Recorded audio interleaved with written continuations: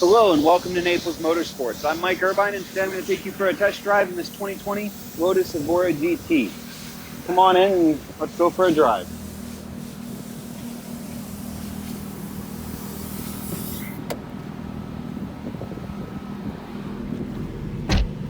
Now with the Evora GT, this is a very spacious car at well over 6 foot tall.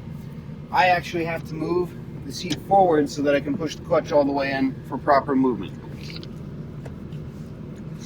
The inside of this car, you're going to notice the leather and Alcantara, as well as the double stitching with the silver and the red. And it's a mix of this throughout the interior. This car has the painted interior accents in red to go with the red stitching. You also notice the trim is all blacked out on the handles, as well as for the AC controls and the controls in the center here. Now, this is a manual transmission one.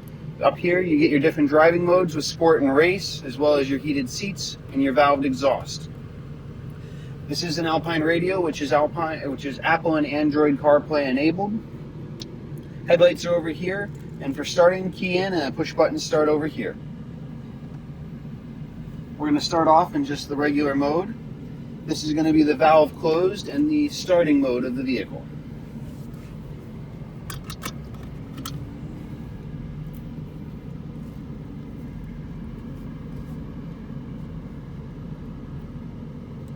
Other things with the GT you'll get is the carbon fiber here. You get carbon fiber in the door sills entering the car, as well as the carbon fiber in the back of the seats as well. It's a nice short throw to the shifter in this car, and if you look behind as you give it a little throttle,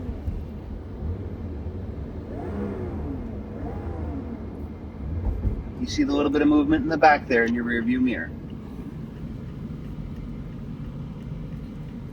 Now this car has Sport Cup 2s on it, so it's a little stickier grip than the previous Evora 400.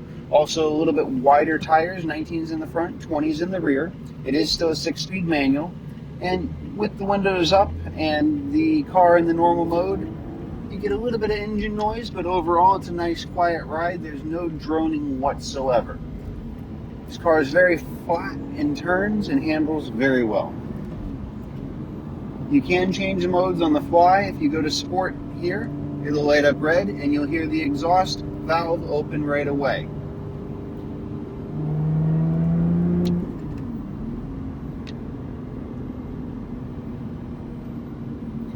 Now with the Alpine radio, it'll tell you the speed of the road of which you're going on, and it is a very up-to-date system.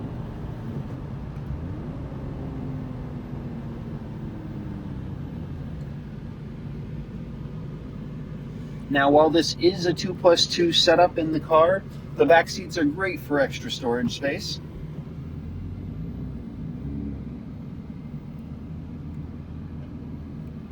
The other thing you'll notice in the Evora GT is how wide the cabin is. You can have 2 full-size adults in here without rubbing shoulders, and there's plenty of visibility out the front of the car. You do get a backup camera and rear parking sensors as well.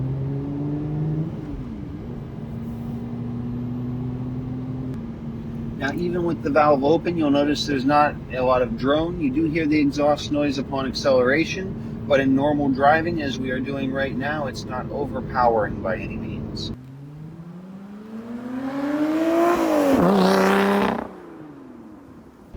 Now, with the Evora GT, if you go into race mode, this will set your idle a little bit higher, as well as turn off the traction control.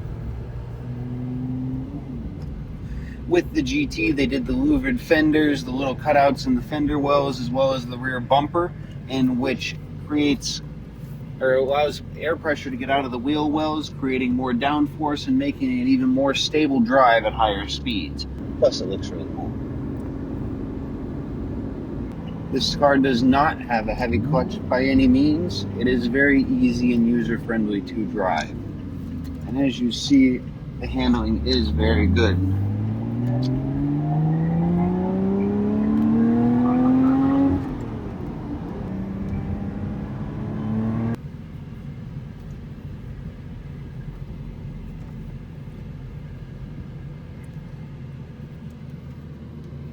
Thanks for taking this test drive with me. I'm Mike Irvine. Please ask for me with any questions you may have. Thanks and have a good day.